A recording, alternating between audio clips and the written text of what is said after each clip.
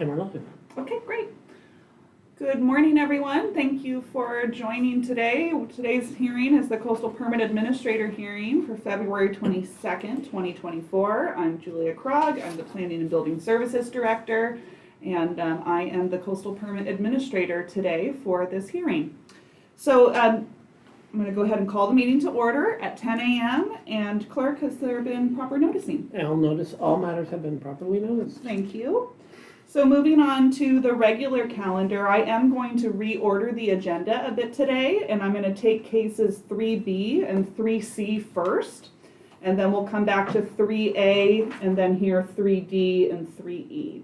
So starting with case 3B, this is Boundary Line Adjustment 2023-0013 for owner applicant Ellard Roosh, and the staff planner is Dirk Larson. Dirk, may I please have a staff report? Oh, you are muted.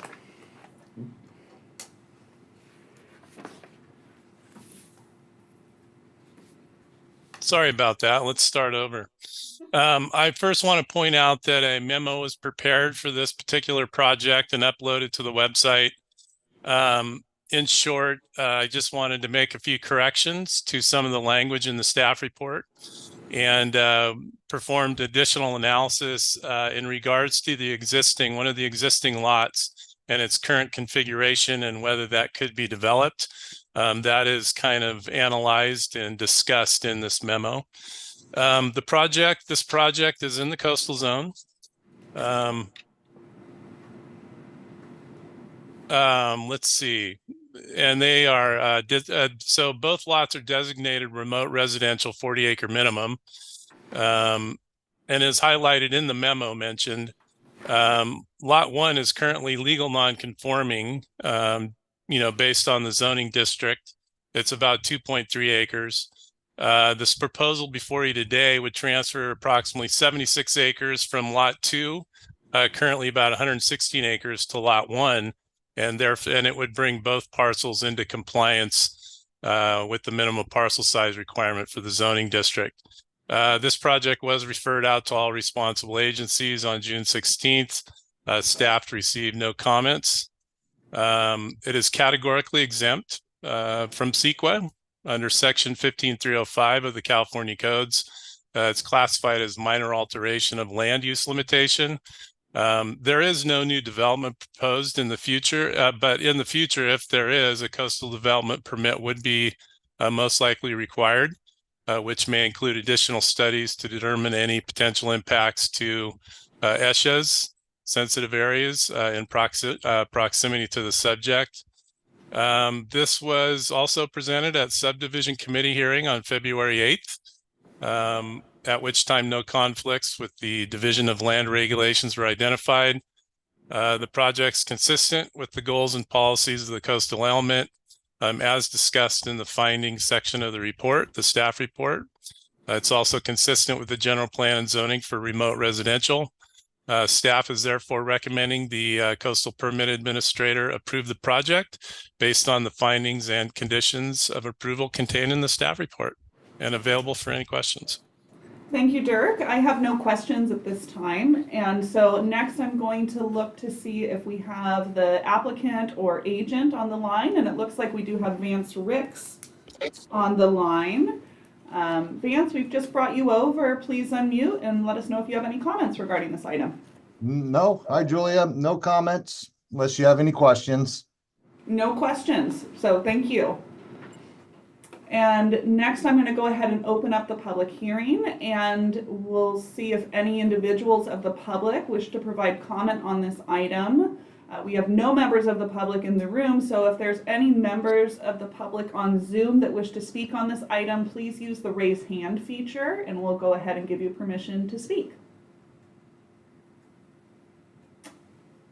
And I am seeing no hands raised, so I'm going to go ahead and close the public comment and close the public hearing and bring it back to the Coastal Permit Administrator. And I will approve the project subject to the findings and conditions as contained within the staff report And just so Mr. Ricks is aware, there are 2 appeal periods associated with this project since it is located in the coastal zone. You have your first locally with the County Board of Supervisors and your second with the California Coastal Commission before any compliance with conditions can be completed. So thank you very much. With that, your project is approved. It's still a 10-day period now from this moment on. It's 10 days for it's 10 calendar days locally for the County Board of Supervisors appeal period. And then that is followed by 10 business days with the California Coastal Commission. And given that there's usually some delay in the mailing of the notices, it usually works out to about 30 days from this action being taken before you have an effective permit that you can make use of. Thank you. Of course. Okay, now moving on to our next item on the agenda, case 3C, and this is boundary line adjustment 2023-0018 for the owner Ishvi Alm and the Deaton Family Trust, and our staff planner is Dirk Larson. So Dirk, please, may I have a staff report? Sure. Again, this is a pretty straightforward boundary line adjustment. It is, as you mentioned, in the coastal zone. Lot 1, 118-160-38 is currently vacant. The second lot, Lot 2, 118-160-30, is developed with a residence, detached garage, studio, barn, well, and septic. There is no development being proposed with this project, and it's simply to adjust about 5/10 of an acre between the two. It is located in a highly scenic area, but as mentioned, no issues as no development is being proposed. This was also referred out to responsible agencies for comment on August 8th. We received no comments back from them. The parcels themselves are zoned rural residential. Lot 1 currently conforms to the minimum acreage of 10 acres for this district, and Lot 2 is recognized currently as legal non-conforming. It's about 2 acres in size. This project proposes, as mentioned, to adjust about 5/10 of an acre from Lot 1 to 2, which will not change the existing conformity status, but it does not propose to create any new parcels either. This was also heard before the subdivision committee on February 8th, 2024. And at that time, the committee recommended approval to the coastal permit administrator, and no conflicts were recognized with the Division of Land Regulations. This project is not located within an ESHA. And although there are sensitive habitats in proximity to the project site, there is a wetland present in the area. This project will have no impacts on these resources, as again, no development is being proposed here. It was reviewed for coastal policy consistency. No issues were raised or identified.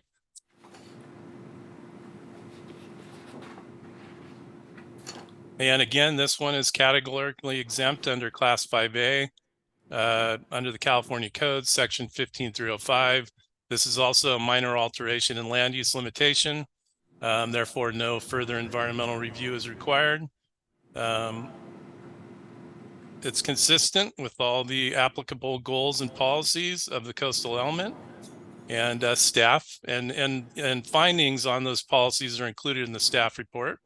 And with that, staff is also recommending approval to the coastal permit administrator based on the conditions of approval found in the staff report.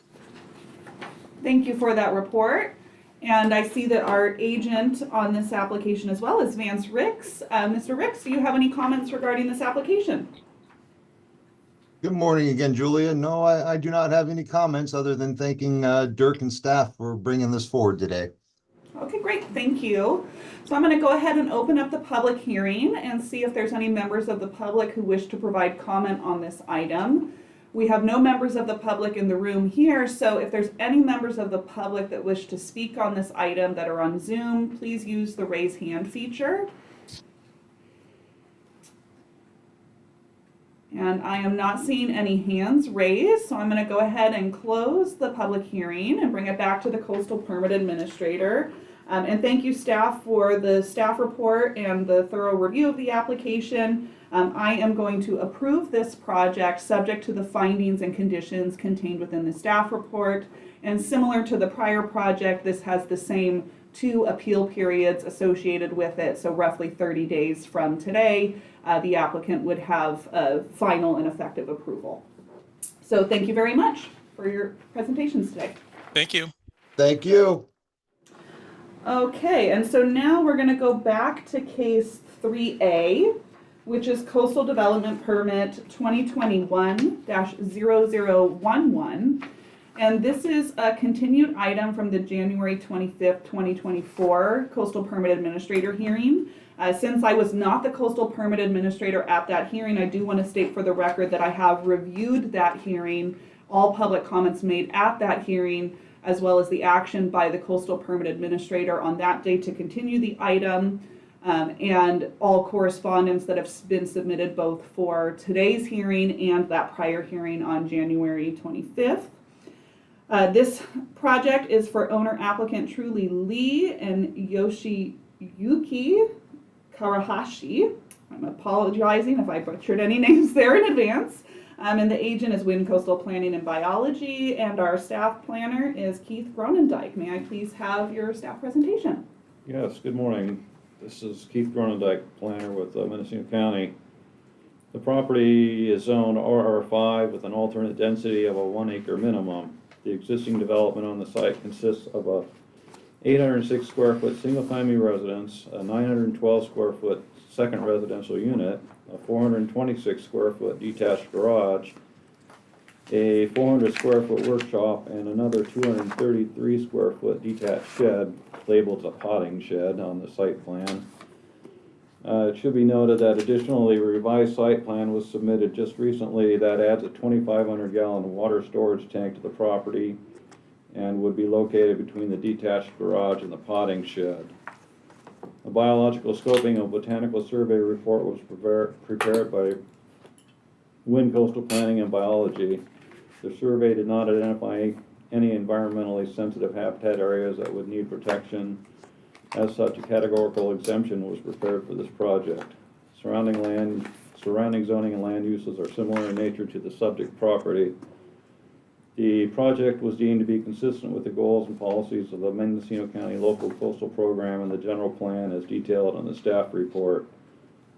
One issue with the workshop that is supposed to be converted to a guest cottage with the addition of a full bathroom, which currently is developed with a half bathroom, is that it is shown as being located only 2 feet from the northerly property line, which is not consistent with the rural residential zoning district's minimum setback of 20 feet.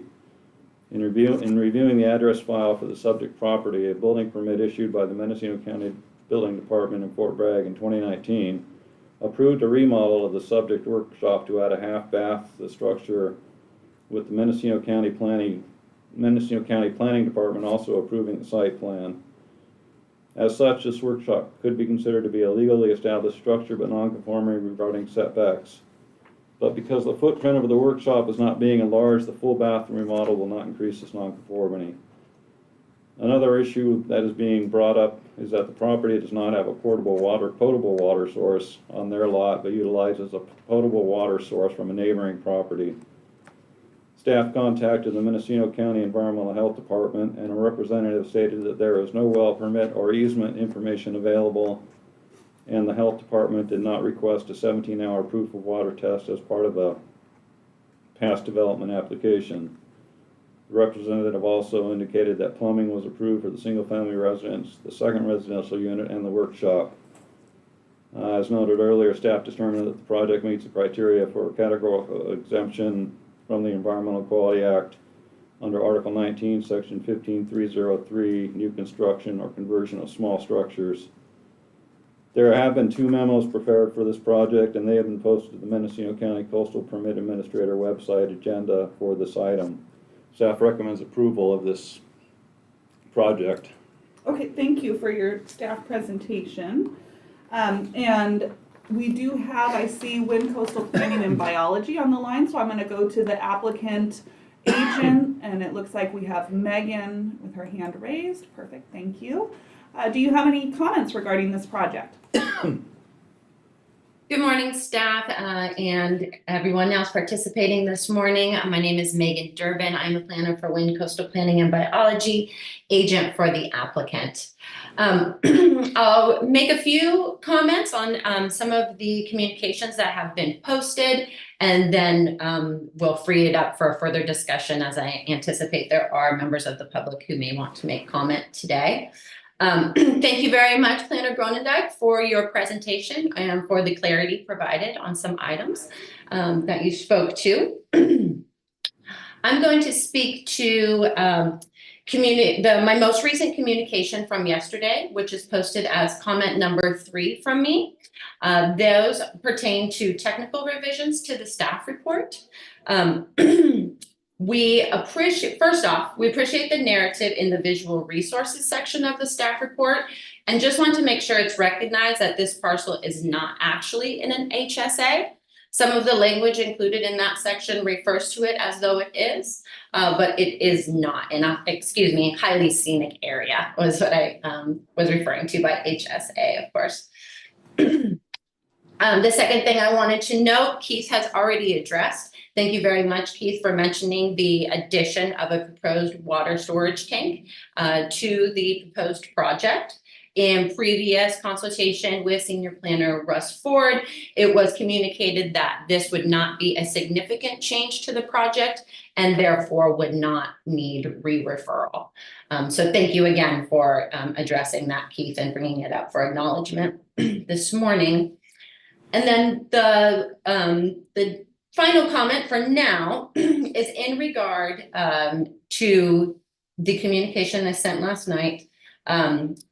This project requested phasing, but that is not reflected in the staff report nor in the conditions of approval. And this is addressed in the staff memo written by Planner Gronendijk, dated January 25th.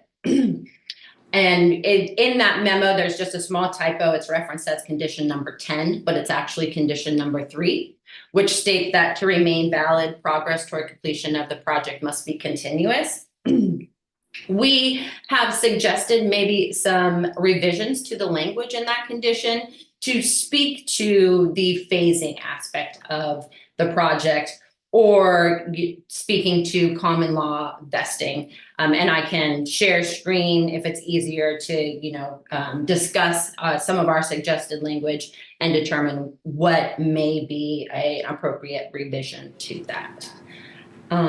With that, I have, other comments from myself on behalf of the applicants have been posted on the agenda webpage in response to the neighbor concerns previously brought up.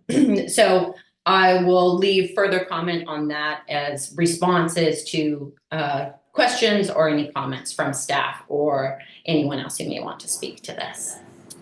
Thank you. Okay, thank you, Megan. I'm going to first open the public hearing and hear public comment on this, and then I will come back for questions of staff and the agent as well. So with that, I'm going to go ahead and open the public hearing. And we have, again, no members of the public in the room here. So I'm looking to online. If there's any members of the public that wish to speak on this item, please use the raise hand feature, and we will go ahead and bring you over to provide comment.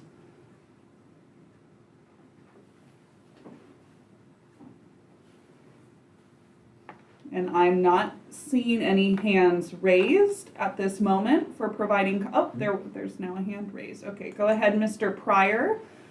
We've brought you over to speak on this item. Please unmute when you are ready and provide your comments.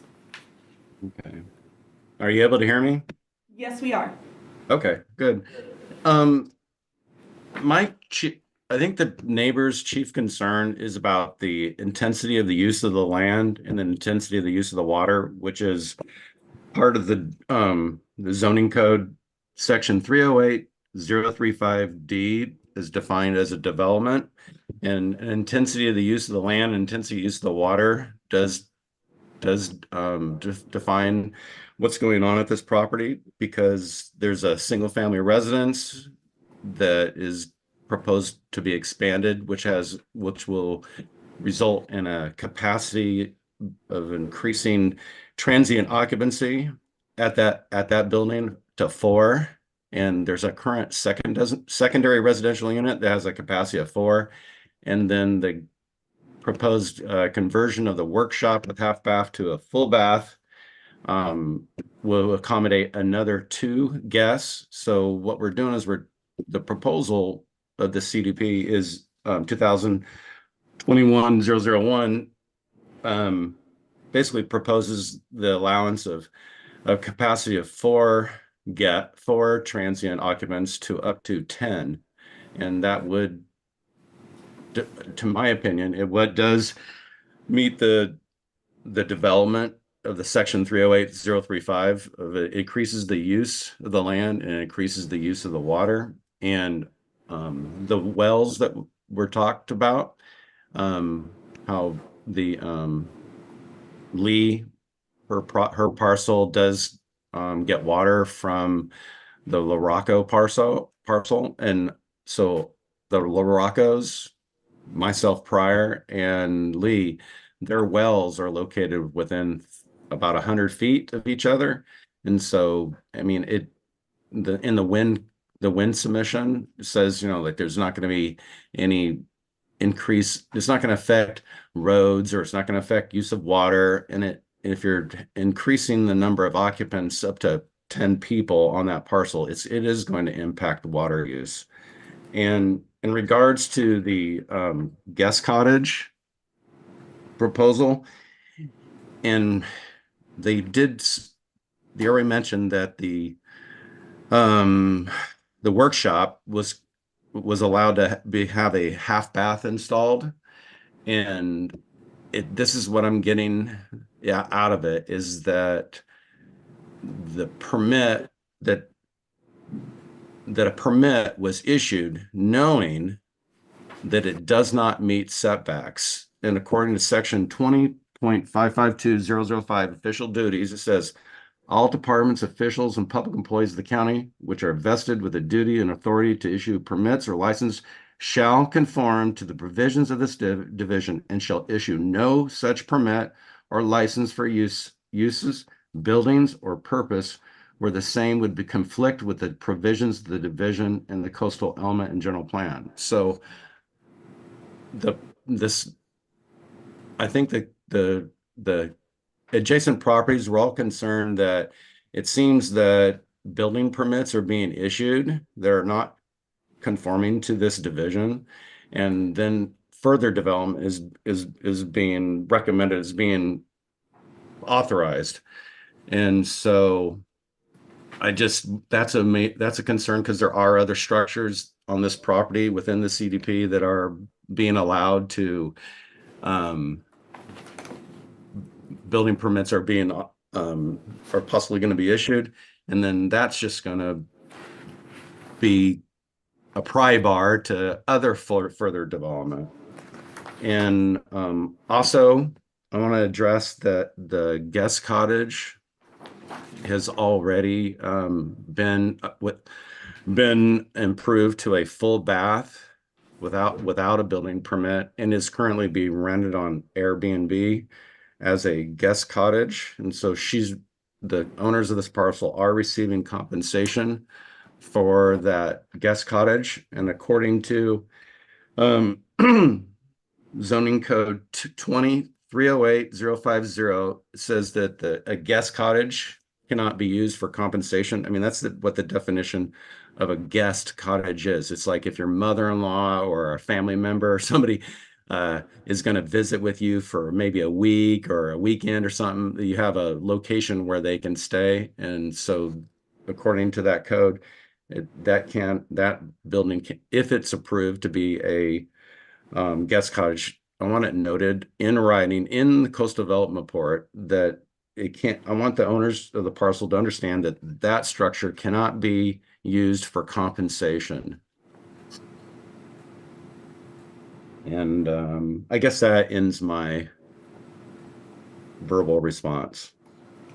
Okay, thank you, Mr. Pryor. And I will note, I've read the written public comments that have been provided for this item as well. I've read all of those from both this hearing and the prior hearing. And so thank you for your comments today. And now I'm going to look to see if there's any other individuals, any other members of the public who wish to speak on this item. And if so, please use the raise hand feature.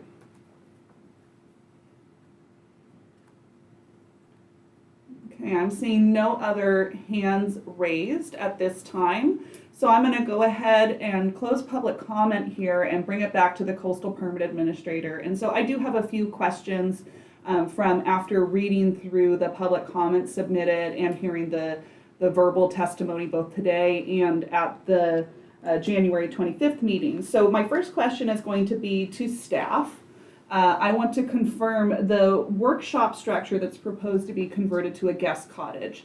That is considered legal non-conforming in its current setbacks, is that correct? Correct.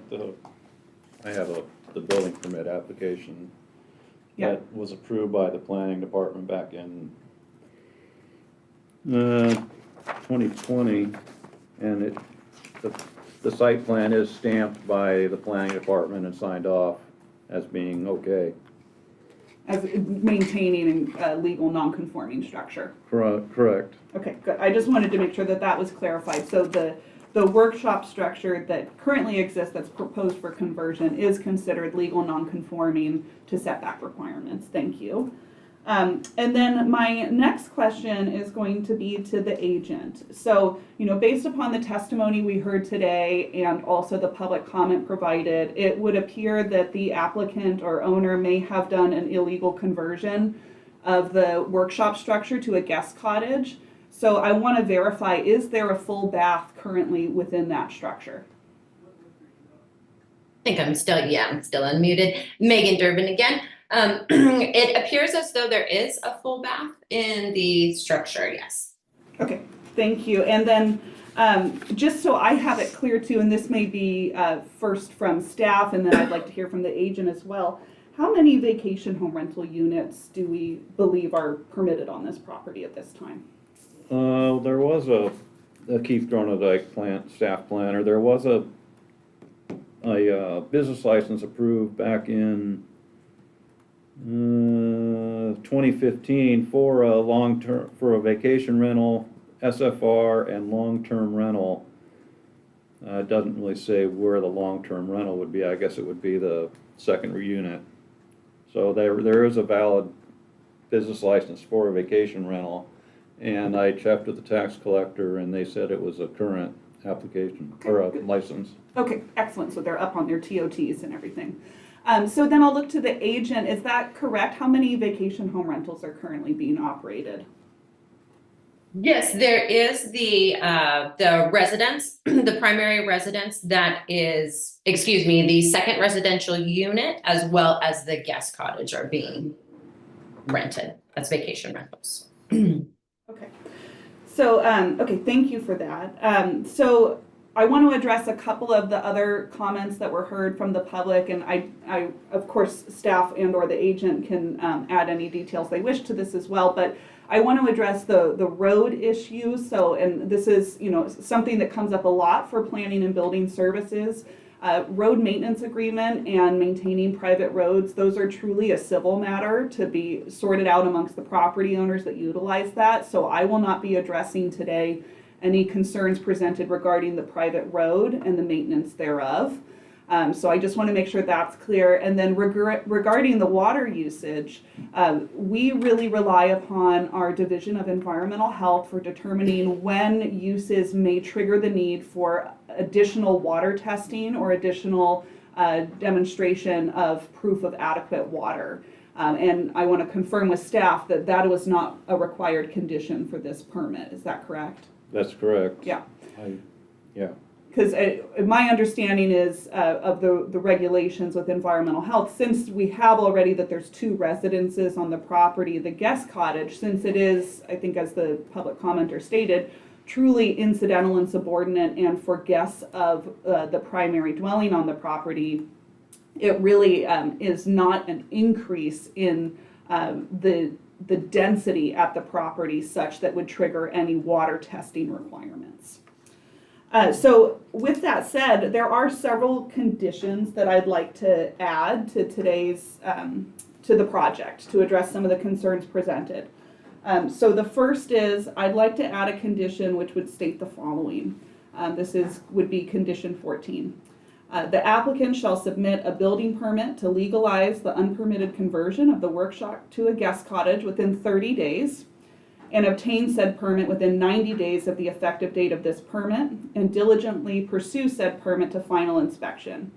Failure to do so may result in code enforcement action. The next condition I'd like to add would be condition 15, which would state prior to final inspection of the building permit for the guest cottage, the applicant shall execute and record a deed restriction stating that the guest cottage shall not contain facilities, either permanent or temporary and portable, for the cooking or preparation of food, shall not be used as an independent dwelling unit, shall be clearly incidental and subordinate to the primary dwelling on the parcel, and shall not be separately rented, let, or leased, whether compensation be direct or indirect as defined by Mendocino County Code Section 20.308050 I. Unless county regulations are amended in the future to allow such use and proper permits are obtained. And then the third condition I'd like to add, this would be condition 16, is that prior to final inspection of the building permit for the remodel in addition to the single-family residence, a 2,500 gallon water storage tank shall be installed as shown on the site plan submitted February 20th, 2024. So I will be adding those three conditions to any approval, but I do want to give the agent a chance to ask any questions or if you have any comments regarding those additional conditions. I do, thank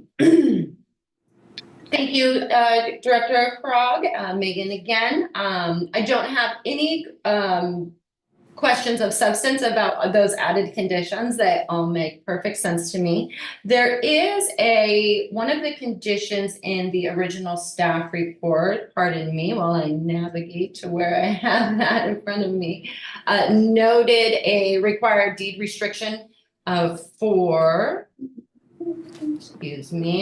the standard, bluff top hazards, things like that. Would it be possible to include the guest cottage language deed restriction within just one deed restriction? And that is condition number 10. Yes, that's something we have certainly allowed previously. So I will add at the end of the recommended condition or the added condition 15 that this deed restriction could be combined with the deed restriction required by condition 10.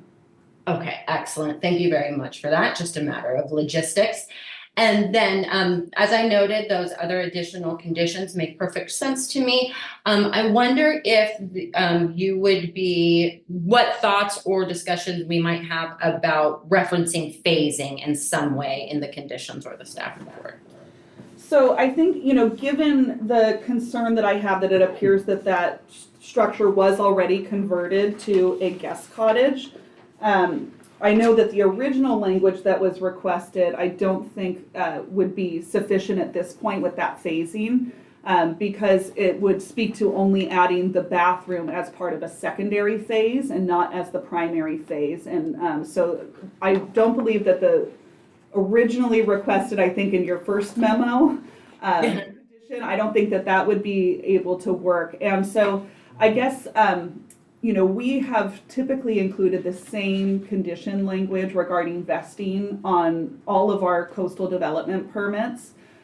So I do not believe that it's necessary to have to include additional language regarding the vesting of the permit, but I encourage the applicant or agent that after they have conducted, say, obtained, for instance, the building permit for the guest cottage, and done work in reliance upon that permit and obtained successful inspections, that they do request a letter demonstrating the permit is vested, and noting the ability to come back at future phases. If we were speaking about, for me, when we're writing in phasing conditions, typically I want to have a picture as well of what the timelines may be associated with those various phases, and I'm just not sure that we have that information in front of us at this point. Okay. Definitely understand that. And my apologies just for my purposes of note taking. Once to recap what you said, once that initial rectification of the bathroom and the conversion is complete, we would get something in writing from the county that the permit is vested? I'm sorry, I just missed the specifics of how that I would would suggest that you request from our office a letter regarding that the permit is vested. And we have done that for numerous other projects that have multiple improvements associated with it. It's just more so that way the property owner has some record that shows that the county has previously determined the permit is now vested after making improvements upon reliance of that permit. Perfect. That makes exact sense. I missed the request a letter, just the logistics of that. So that definitely satisfies having something in writing to speak to this and confirm. So thank you very much. I don't think I have anything further. Okay, and staff, do you have any additional comments? No, I do not. Okay, thank you. So with that, I am going to close the public hearing and bring it back to the Coastal Permit Administrator, and I am going to approve this project subject to the findings and conditions in the staff report with the added conditions 14, 15, and 16, which I read into the record. And with that, the project is approved, and I do want to note for members of the public that have attended today's meeting, there are 2 appeal periods associated with this project, both one locally with the County Board of Supervisors and a second one with the California Coastal Commission. So roughly 30 days from today would be an effective permit, which the applicant and agent would be able to make use of. And so unless there's any questions on that, I will go ahead and consider this item closed. And seeing No questions from me. Thank you. Okay, great. All right, so then let's move on to our next item on the agenda, which is case 3D, and this is CDP 2023-0001 for the owner applicant Noyo Harbor District. The agent is SHN Scott Perkins. And the staff planner is Steven Schweitzer. However, he is not able to be here today, so Russ Ford is going to provide the presentation. So Russ, may I please have the staff report? Yep, good morning. Russ Ford, Senior Planner, presenting on behalf of Steven Schweitzer. So this is CDP 2023-01 for the Noyo Harbor District, a standard coastal development permit for improvements at Greater Park, including construction of the new covered fish cleaning station, extension of concrete sidewalk, new post and rope fencing adjacent to proposed sidewalks along the riverbank, a new Caught from Noyo Harbor bulletin board sign, new cold water shower, connections to utilities including water, sewer, and stormwater, and re-roofing of 2 existing restrooms. The project was originally sent out on February 8th of 2023 for review and comment. Since that time, the applicant revised the project request to include the re-roofing of the 2 restrooms. The project was re-referred out on September 8th, 23 for review and comment. On December 15th of last year, the applicant submitted a revised project description and plans decreasing the total proposed impervious surfaces by 35 square feet. Since the project did not increase in intensity, staff did not re-refer out the project. The project is part of the Noyo Harbor District's Community Sustainability Plan and would be grant funded through the California State Lands Commission, APRA, for the design, permit, and construction of the public improvements. The project request was determined to be consistent with the intent and permitted uses of the Fishing Village General Plan and zoning designations as detailed in the staff report. The Northwest Information Center reviewed the project proposal and noted a record of previous ARC surveys covering 100% of the project site that did not identify any cultural resources. No further survey was recommended. The ARC Commission reviewed the letter on April 12th, 2023 and advised the applicant of the discovery clause for the potential discovery of cultural resources during construction activities. It was also recommended that the applicant should notify the Sherwood Valley Rancheria prior to ground disturbance. Conditions 8 and 9 ensure compliance with the ARC Commission's recommendations and county policies for the protection of cultural resources. The proposed project falls below the threshold to be classified as a regulated project under Low Impact Development Design Standards governed by State Water Board Order Number 2013-01. Temporary BMPs will be used to keep sediment on site, and condition 10 ensures compliance with said BMPs. As conditioned, the project is not anticipated to result in significant erosion or runoff impacts. The applicant submitted a habitat assessment and an addendum to said assessment to evaluate the potential coastal habitat and natural resources occurring in the surrounding area. CDFW reviewed the biological documents and provided comment that the project would occur in existing disturbed or developed areas in the harbor. The biologist provided recommendations that are included as conditions of approval 10 through 12 for the project.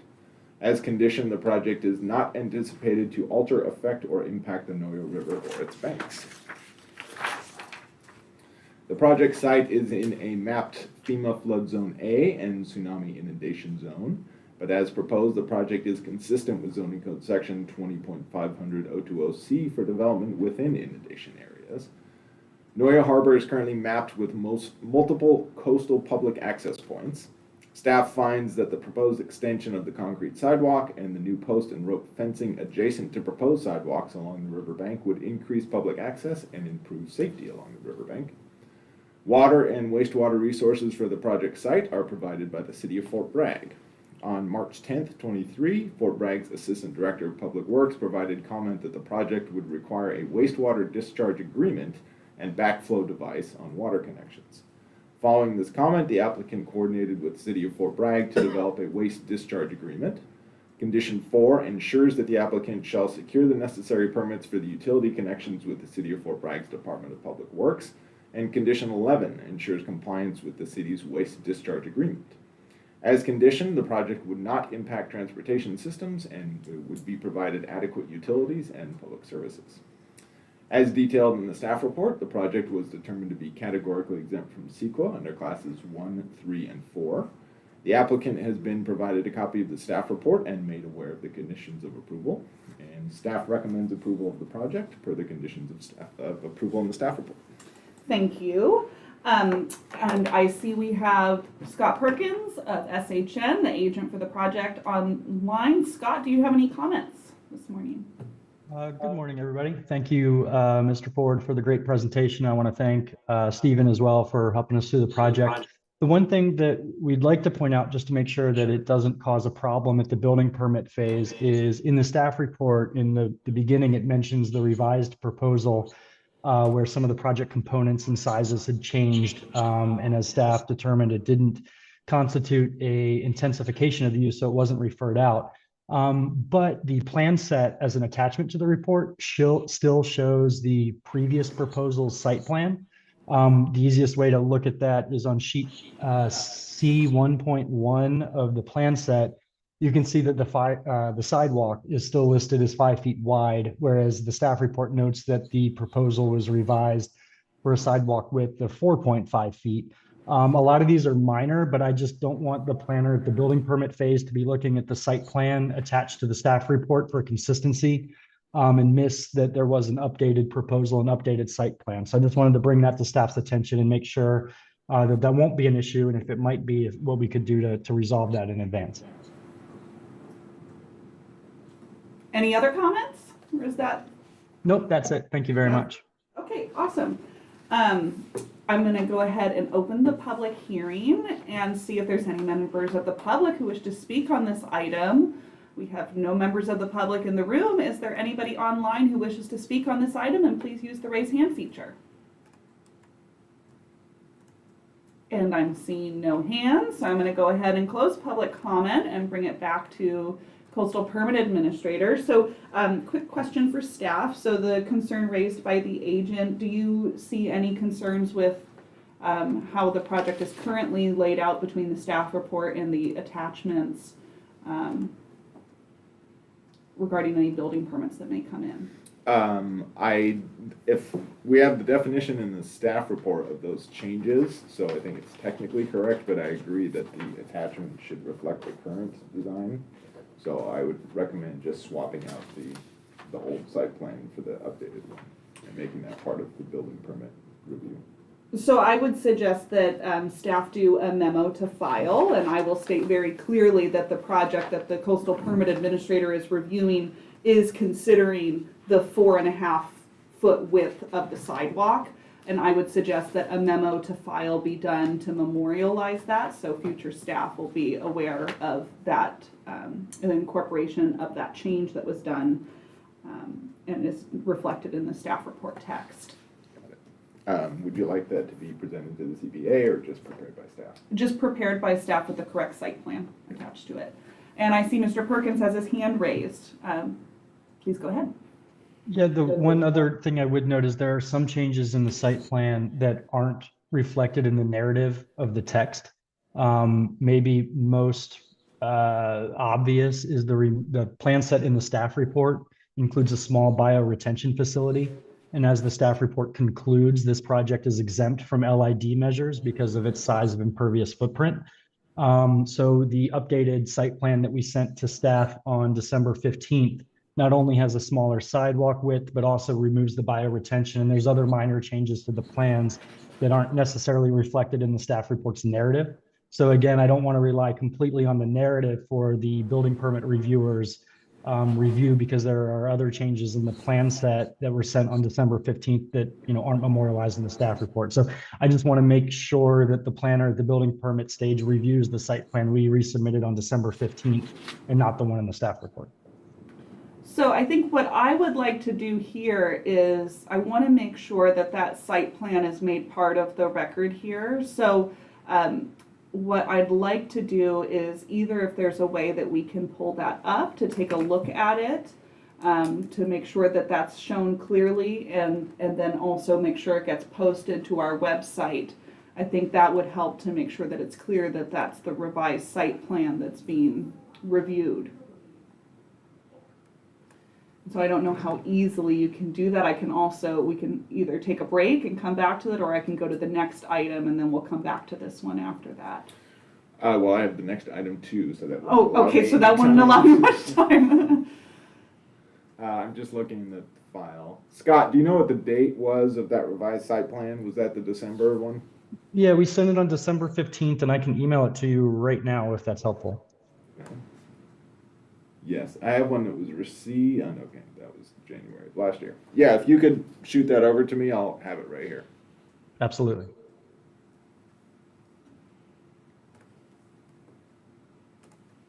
So while that's happening, for staff, I just had a couple little wording changes I want to make to some of the conditions. So on condition 9, which is regarding the Sherwood Valley Rancheria and a tribal monitor, I think we're just missing the word at the beginning of the second sentence to say at the request of the Sherwood Valley Rancheria, a tribal monitor shall be present during project-related ground disturbing activities. Presently, it just reads the request of the Sherwood Valley Rancheria. So I think that the word at needs to be added at the beginning of that second sentence. And then condition 15 currently reads that bird surveys are recommended, and I would like to change recommended to required, and that would be in the first sentence, and then also in the second sentence, changing pre-construction survey. It also says is recommended if development is occurring during the breeding season, to also make that say required rather than recommended. And do you have any concerns with either one of those? No. Okay, great. Can you read me the text that you're looking at, the first part of that condition? Because this might be different than what I. On condition 15? Yes. Okay, so condition 15 says no nesting bird surveys are, it reads right now recommended. I'd like to change that to required if activity occurs in the non-breeding season, September to January. And then if development is to occur during the breeding season, February to August, a pre-construction survey is, it currently reads recommended. I'd like to change that to required within 14 days of the onset of construction to ensure that no nesting birds will be disturbed during development. Got it. Okay. And then the other one was condition 9 and just adding the word at the beginning of the sentence. So that one, my condition 9 says prior to conducting ground disturbing facilities, the applicant. Activities, yes. The applicant, so it says prior to conducting ground disturbing activities, the applicant shall notify the Sherwood Valley Rancheria. Currently it reads the request, and it needs to say at the request. Second sentence. Yeah, at the request. So those two minor word changes, I think, will just bring some clarity when the applicant is complying with the conditions. And then I just want to check back whether or not we've received that site plan. Just received that. Jim, I think I might just bounce this over to you. I can't share in here, so. Okay. I'm gonna have to- You? Shoot, who's? If you're able to jump onto Zoom real quick, and we'll go ahead and share it on the screen.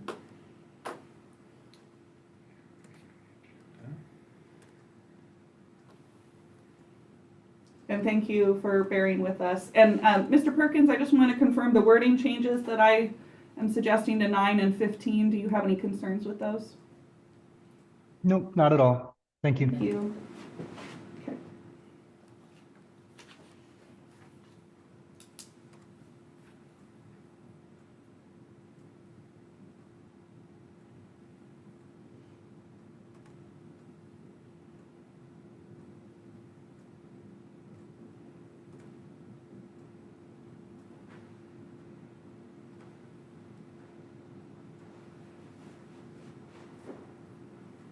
Installing updates, of course. Oh. So again, thank you all for bearing with us. Super convenient. Thanks, Windows. That's how it works. And alternatively, if we need, oh no, it looks like it's going pretty quick. Okay. Technology.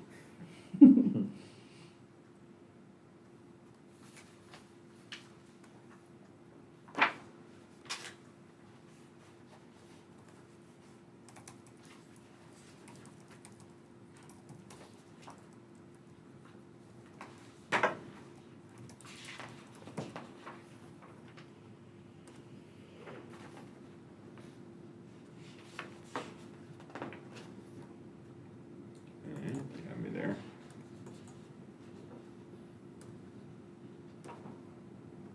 Just make sure you're muted on your desktop. From a volume perspective. Nice feedback. Okay, yes.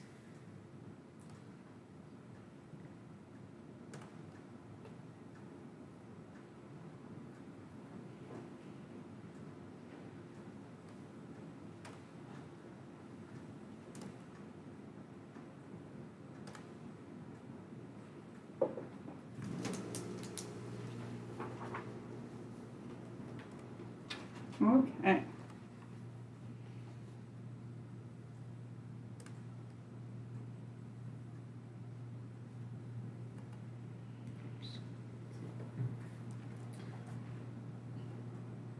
It's hard to do this on one screen. You're used to multiple screens. Okay. Okay, so this, is this the right site plan, Scott? Yes, that's the one we sent to Stephen mid-December. Okay, excellent. And so, and your understanding, this is the site plan that staff did review the project against? This would be the updated one Yeah. from, the Yeah. December.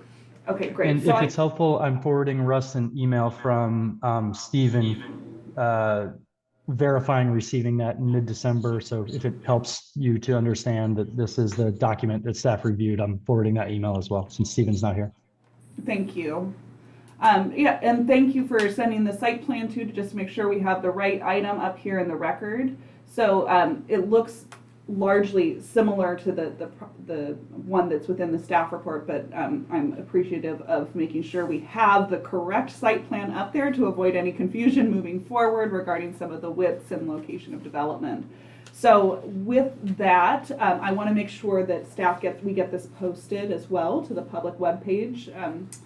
And that way the public is aware of it in addition. But I have no other concerns regarding the project. So what I will do is I'm going to approve the project subject to the findings and conditions within the staff report with the minor modifications to condition 9 and condition 15 as I read into the record, and ensuring that my approval is of the revised site plan that was submitted December 15th, 2023 to Planning and Building Services. So making sure that that is clear for the record as well.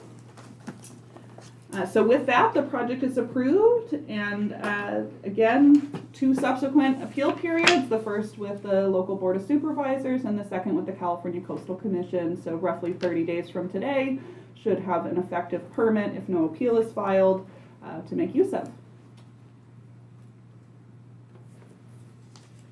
Okay, all right, with that, we'll go to the next item on the agenda, which is case 3E.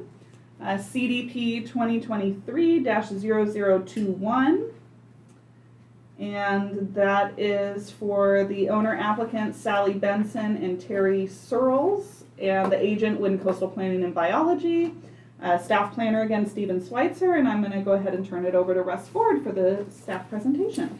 Good morning again. Thank you again, Russ Ford, Senior Planner, presenting on behalf of Stephen Schweitzer. This is CDP 2023-21, a standard coastal development permit to construct a garage and workshop buildings with porches and concrete apron at entrance and gravel driveway and walkways. Landscaping will include the planting of 3 trees to improve view screening. The project was originally sent out for referral on June 5th, 2023. In response to one of the referral agency comments, the applicant revised their project request to include a septic expansion with a new replacement area located just north of the proposed garage and workshop building. Considering that the revised project request increased the amount of development, the project was re-referred on December 15th, 2023 for review and comment.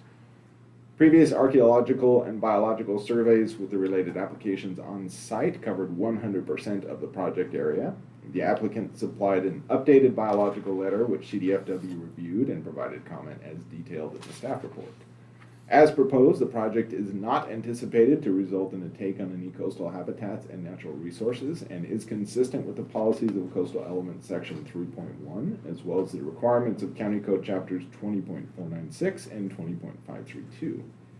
The Northwest Information Center reviewed the project proposal and noted record of previous ARC surveys on the property that did not identify any cultural resources in the project area. No further study was recommended. Further, no response was received from any of the local tribes. Standard condition of approval 8 is in place to ensure compliance with county regulations in the event any cultural resources are discovered during construction activities. The project request was determined to be consistent with the intent of the RR10 general plan and zoning designations for accessory uses. The project site is mapped in a highly scenic area. Views across the site from State Route 1 are predominantly obstructed by existing vegetation and topography. The proposed structural height of 14.5 feet, exterior building materials, and siding of said structures on the property near an existing grove of non-native trees with the proposed landscaping to improve screening would be consistent with the applicable sections of code for development in highly scenic areas. Condition 12 ensures compliance with Coastal Element Section 3.5 and Zoning Code Chapter 20.504 for development in visual resource areas. As mentioned, the project request was revised in response to comments from EH requiring a septic expansion. Conditions 10 and 11 ensure that the applicant will secure the necessary permits required for an adequate on-site sewage system. Additionally, a memo has been prepared for the meeting today that includes revised language for condition of approval number 11. The revised language will allow the applicant to secure and process the on-site sewage system permit concurrently with the building permit for the proposed project to potentially avoid extending the project's construction window into the following year. And I have a copy of that. I have it, Okay. thank you. Also posted to the website. As detailed in the staff report, the project was determined to be categorically exempt from CEQA under classes 3 and 4. The applicant has been provided a copy of the staff report and made aware of the conditions of approval, including the revised language for condition 11. And staff is recommending approval of the project per conditions in the staff report. Thank you. And I see we have Megan here on the line from Wind Coastal Planning. Please go ahead and give any comments you may have. Good morning again, agent for the applicant, and with Stephen's memo that was posted on the website. That was our only, commentary in regard to the staff report once it was available for review. So with that, we're satisfied and have no further comment available for questions.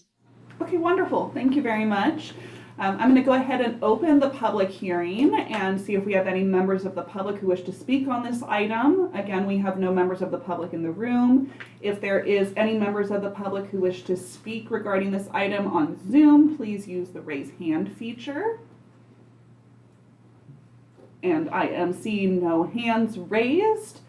So I'm going to go ahead and close the public comment and public hearing and bring it back to the Coastal Permit Administrator. And I do have one question. I've reviewed the staff report, and I wanted to confirm on CPA page 7, there's discussion that when discussing visual resources, that there is, the structures are located near a grove of non-native trees, and the applicant intends to expand to improve view screening. And I want to confirm, is the applicant using non-native trees to expand that view screening, or will they be using native trees? The intent, without specifying a specific species, their intention was to use pine trees, similar to what is already there. So that is as far as the discussion about that has gone with the applicant.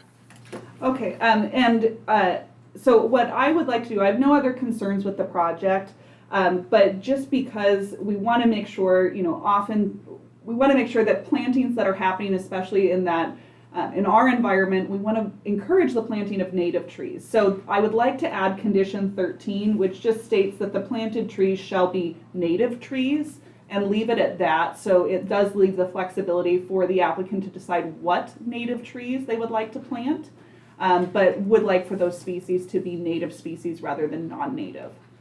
Do you have any concerns with that? No concerns at all with that. I absolutely understand and support that condition. Thank you. Okay, great. So with that, I am going to approve the project subject to the findings in the staff report and the conditions of approval with added condition number 13, with modified condition 11 from the staff memo, and added condition 13, which states the planted trees shall be native trees. And with that, the project is approved. And thank you very much for being here today. Thank you again. Okay, so let's go back to our agenda. Are there any matters from staff today? I don't know. None? Okay, excellent. Any matters from the public? And the Coastal Permit Administrator welcomes participation in meetings. This item is limited to matters under the jurisdiction of the Coastal Permit Administrator, which are not on the posted agenda, and items which have not already been considered by the Coastal Permit Administrator. No action will be taken. If we have any members of the public who wish to speak under matters from the public, please use the raise hand feature. And we have nobody in the room, and I'm seeing no hands raised on Zoom, so I will go ahead and move to adjournment of the meeting at 11:02.